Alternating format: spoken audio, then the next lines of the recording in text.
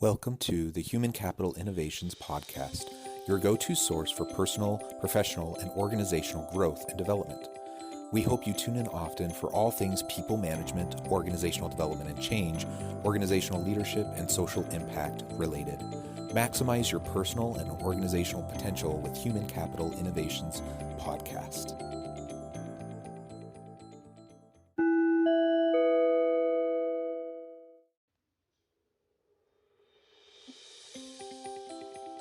Welcome to the Human Capital Innovations Podcast. In this inspiring TED Talks HCI podcast episode, I explore Brooke Deterline's recent TED video, Creating Ethical Cultures in Business.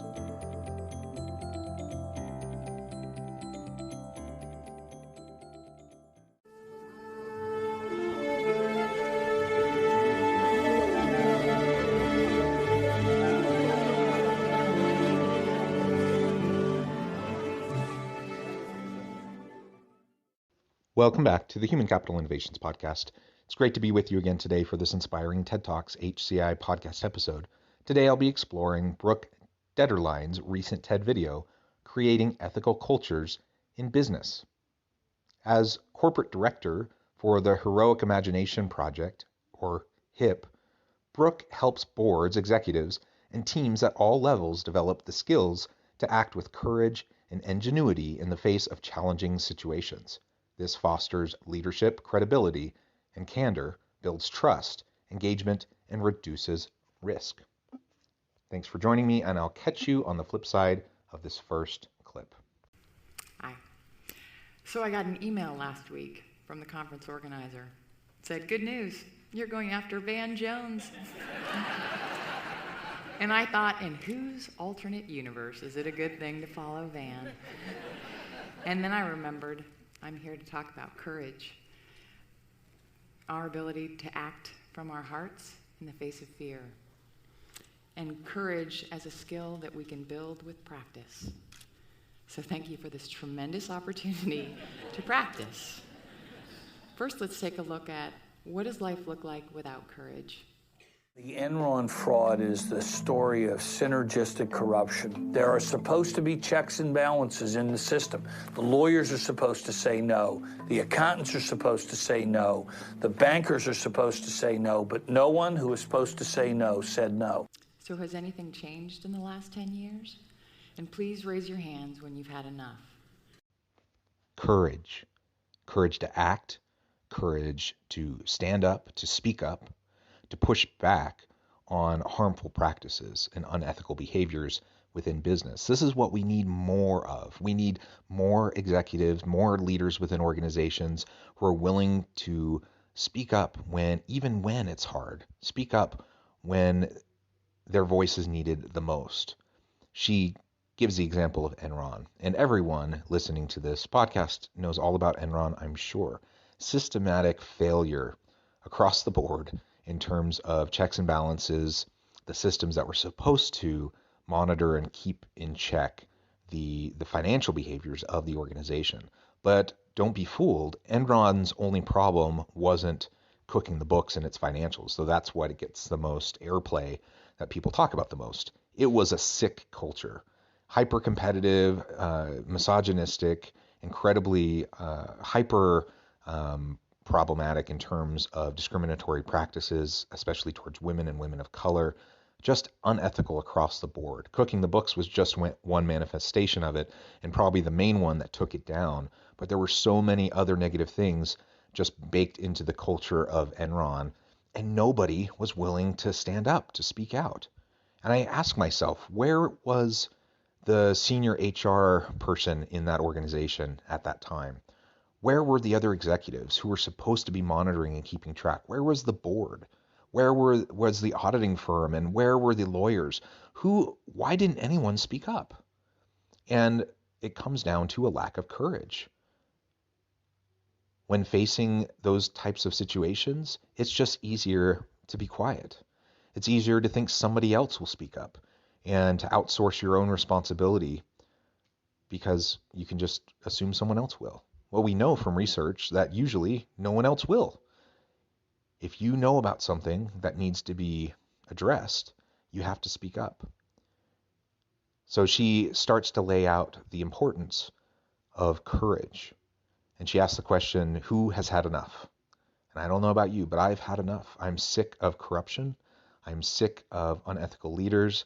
I'm sick of people who should be willing to speak up, not for fear of retaliation, for, fear of their own career progression, whatever the case may be, that ultimately they're not willing to take the stand and make the hard choice in order to help their organization, teams within the organization, and individual people within the organization.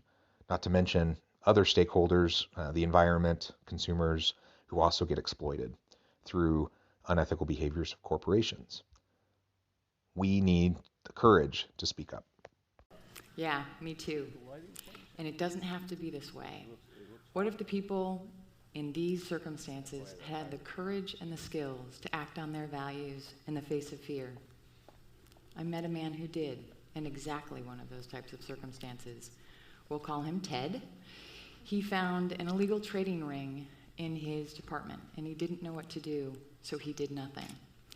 And as the days passed and the stress built, he decided he would have to quit. He confided in his friend in another department, and his friend said to him, "If you went into the system, could you find the program?" And Ted said yes.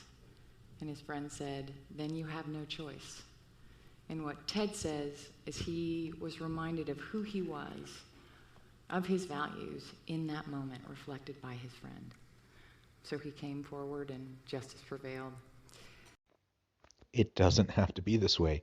If we have the courage to act on our values in the face of fear, we can speak up and speak out. Now, can there be negative impacts on us, on our families, on our careers? Certainly. Is that the end of the world?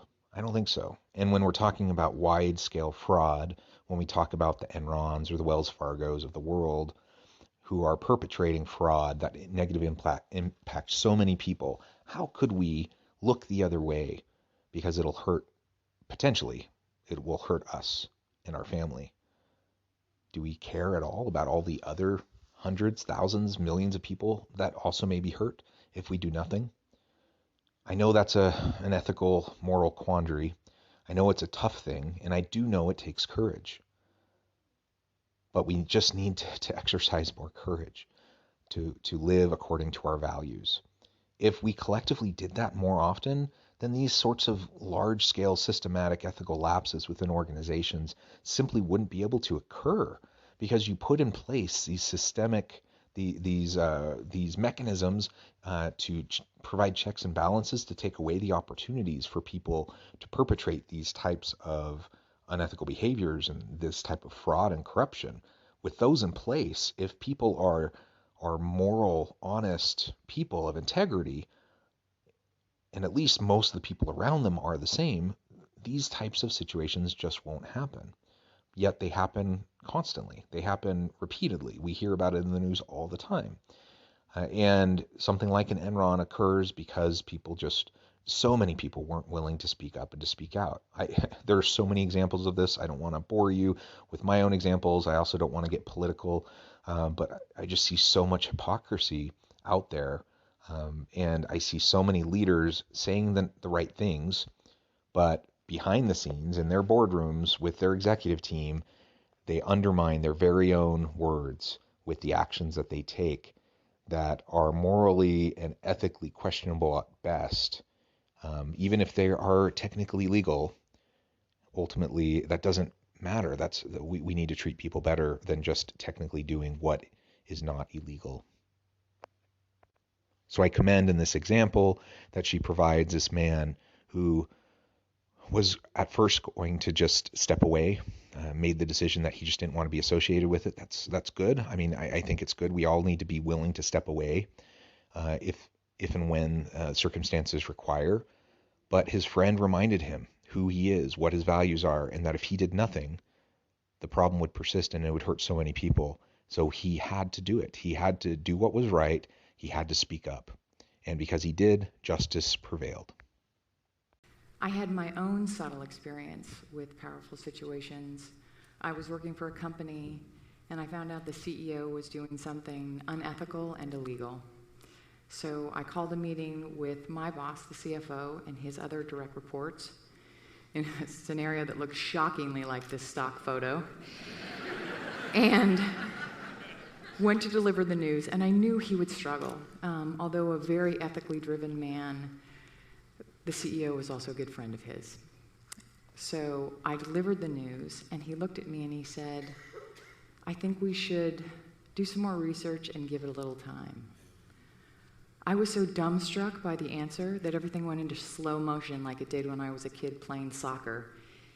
And I looked around, and everyone has their head down or is slowly nodding. And I was so perplexed. I know these people, they're good people, and the last thing you want to do is put more time between when you know and when you say in a circumstance like this. So I was confused, but the humbling part of the story for me is then my thought process goes to, maybe we don't have to do anything. Maybe it isn't such a big deal. I don't even have to say anything.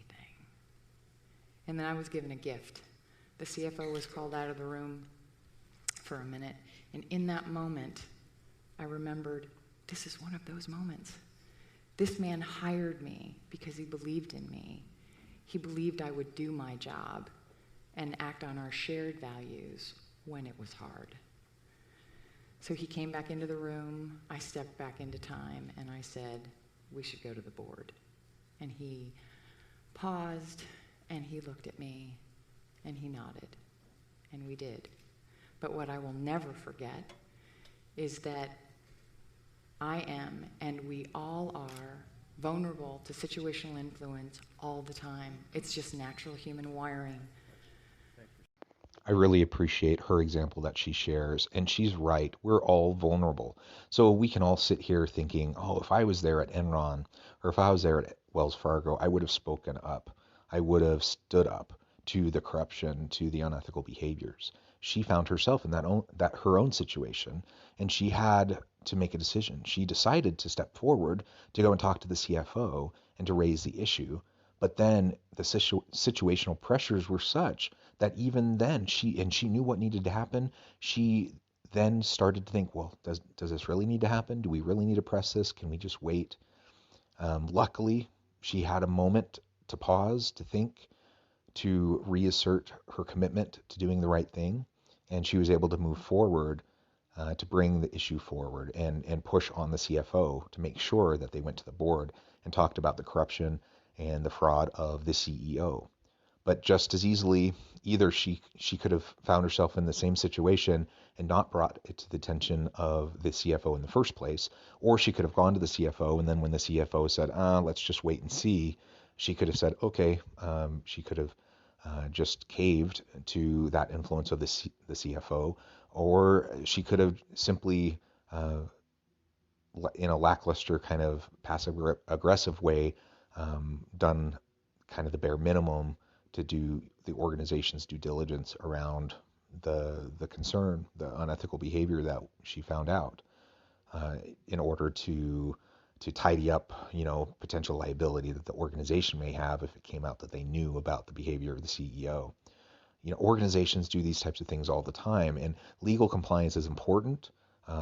Making sure that we're crossing our T's, dotting our I's is important, but just going through the motions so that if and when we end up in court, that we can have plausible deniability or claim that we did everything we could, even though we knew we didn't.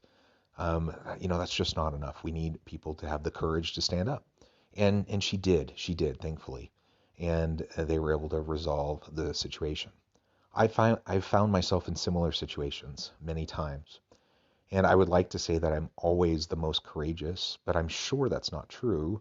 But I can think of a few examples where I knew for certain that if I spoke up and I pushed, that it could potentially hurt me with the organization. It could potentially hurt advancement opportunities in my career.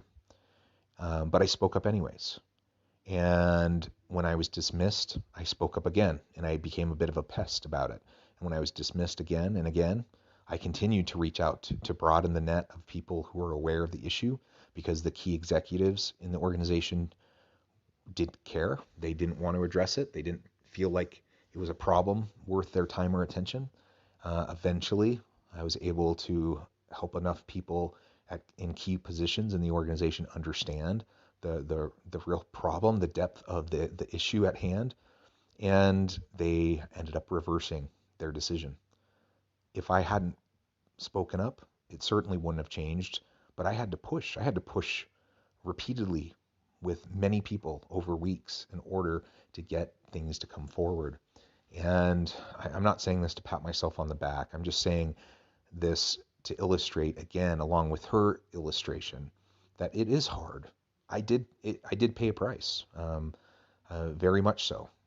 I think my reputation in certain corners of the organization went up because people saw me as authentic. They saw me as a person of integrity. They saw me as a person willing to speak up and speak out. But within the top leadership of the organization, they have henceforth seen me as someone who's a problem, who isn't a team player, and so on and so forth. All the euphemisms that leaders sometimes throw out there. We can do better. We need to do better.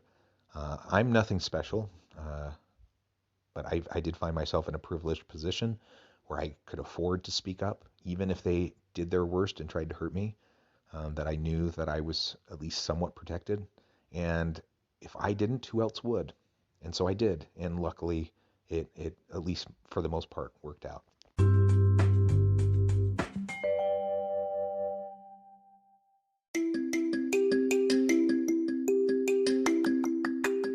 I'm excited to announce the publication of my new book from HCI Press, Bluer Than Indigo Leadership: The Journey of Becoming a Truly Remarkable Leader.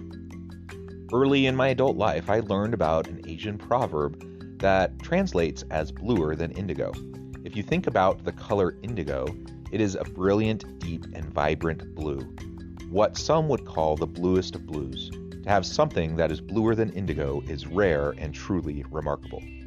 Contrary to popular myth, there is no one-size-fits-all or cookie-cutter approach to effective leadership.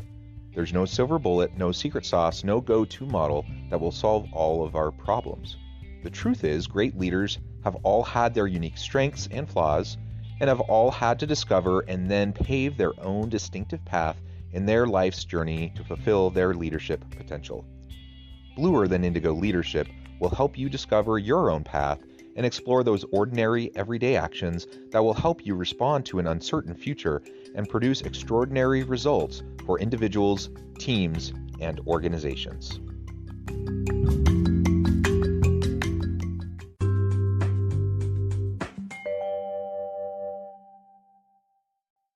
This from our founder, Dr. Phil Zimbardo. He found this out in 1971 when he conducted the famous Stanford prison experiment that showed that even the most ethical and compassionate among us can easily betray our values in the face of a challenging situation. I won't make you raise your hands for this one, but think back over the last 6 months.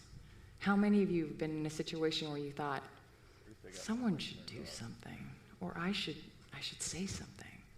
And think of the subtle ones, because those are often the ones that get us.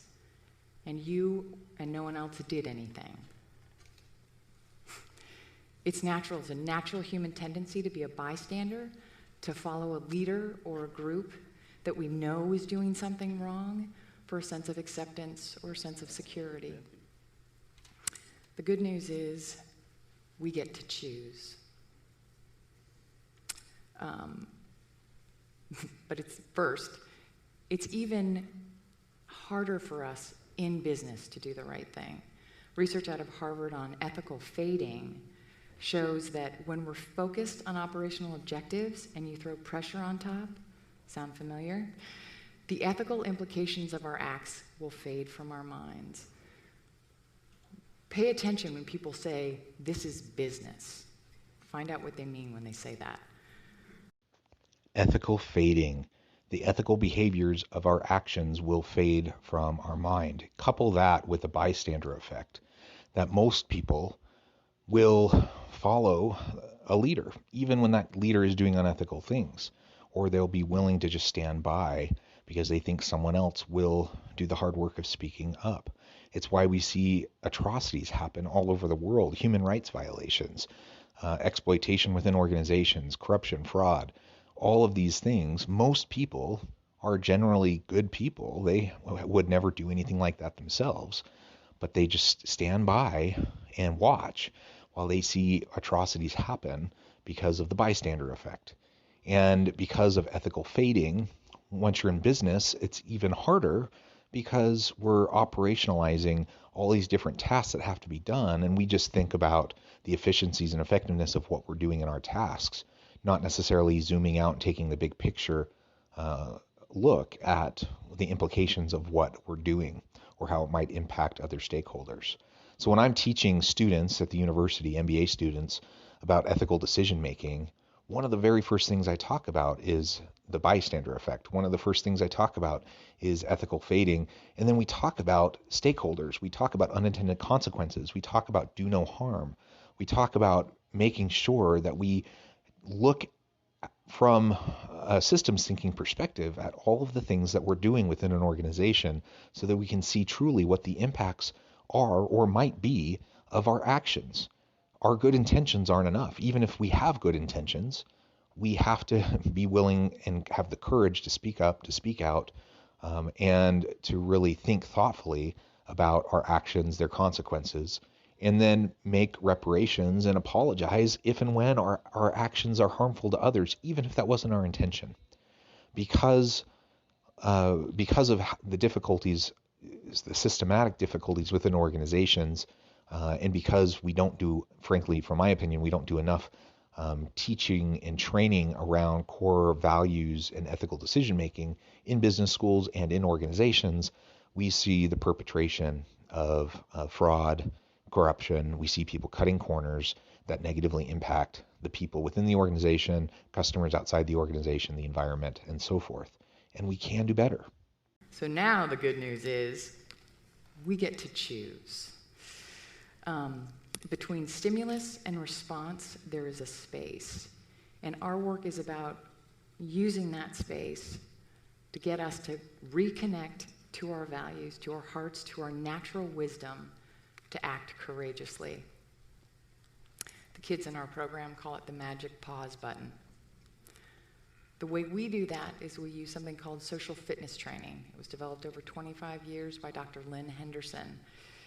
And the great news about it is with practice, we can actually retrain our brains to override our natural fear response to act consistently on our values in the face of fear. Start to think the key aspects of her work to remember. Start to recognize your patterns. Where do you stand up easily and where do you not? Once you know your patterns, practice the situations that scare you. We call them social flight simulations. And just like with pilots, if you practice with some level of fear, it creates the muscle memory so that when the actual moment arises, you can act in the way that you've practiced. You start to use that shot of fear or adrenaline as your cue for mindful action versus avoidance. In neuroscience, they call it priming the brain. So how do we foster these ethically courageous corporate cultures? Become a pattern interrupter. Start to interrupt your own patterns. Create your own pause button. Create it for your teams in your organizations. I think if we can all agree, if we look at the challenges facing our economic system, our political system, and the world at large, we're going to need a bigger pause button. What I also know by our work is that we're all born with the innate capacity for courage. It's a choice, one I hope we'll all make, and it matters. Thank you. We need to foster ethically courageous cultures within our organizations. We need to encourage our people to exercise that kind of courage. We need to reward people for speaking up and speaking out, for highlighting the problems before they become bigger problems. We as organizational leaders have to be able to set up the systems, the practices, the training, the onboarding, the performance management, all of the culture and the systems that go into perpetuating the healthy type of speak up culture that we desire. We need courageously ethical organizations that aren't going to cut corners, that aren't going to exploit the people in and out of the organization, who aren't going to exploit the environment. We need to do cognitive priming. We need to make sure that our people take the time to pause, to think about the implications of what they're doing. And we need to make sure mechanisms are in place for them to speak up without fear of retaliation or retribution, that they can really focus on the need and then address it. The reality is, the more barriers to ethical decision making and courageous ethical culture that we create, the less we're going to see of it, because it does take courage. Ultimately, people are sticking their necks out. They are putting themselves out there, and it is difficult. So we need to reduce the fear to the extent possible, and then encourage our people to be courageous. Encourage our people to face their fears. Encourage our people to have a plan B in case, worst case scenario, they really do find themselves ostracized within the organization and they have to move on, go somewhere else. But if we're a healthy organization, we will want that. We'll want that for ourselves. We'll want that for our people. We'll want that for leadership up and down the line of the organization. I really appreciate this TED Talk. I think she does an excellent job of laying out several of the prime and just vital principles around courageous ethical decision making. Many concepts that she shares here that we all need to be thinking about, and we need to find ways to implement into our organization. I encourage everyone listening to think about your team, think about what you do, think about your willingness to speak up and to speak out, think about how you create a culture of psychological safety that encourages your people to speak up and to speak out. Think about what we can do better. Where are the gaps? How can we improve? I think pretty much all of us can improve. I think pretty much every organization can improve. And until we stop seeing all of these atrocities in governments and organizations and communities across the world, that means we have a lot more to do. Thanks for joining me for this episode of the Human Capital Innovations Podcast. As always, I hope you can stay healthy and safe, that you can find meaning and purpose at work each and every day, and I hope you have a great week.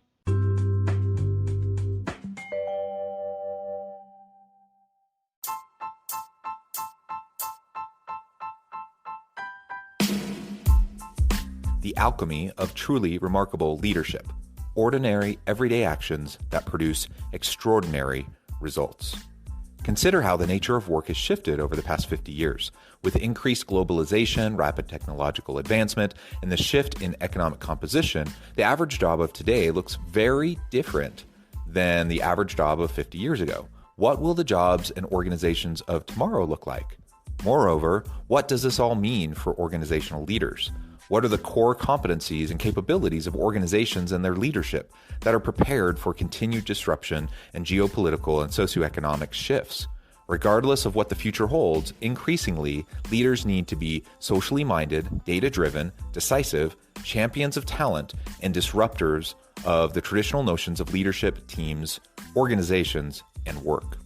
The alchemy of truly remarkable leadership will help you to explore your own leadership competencies and capabilities and consider ways to apply and implement them into your workplace and personal life.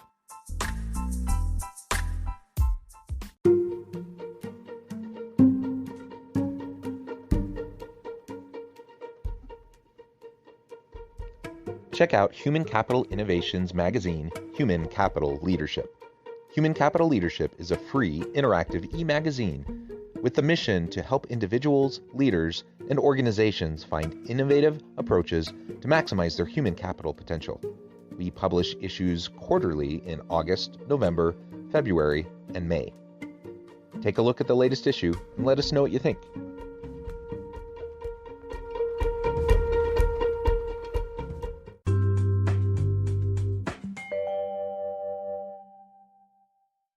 Thanks again for joining us for this episode of the Human Capital Innovations Podcast. I hope you stay healthy and safe and that you have a great week.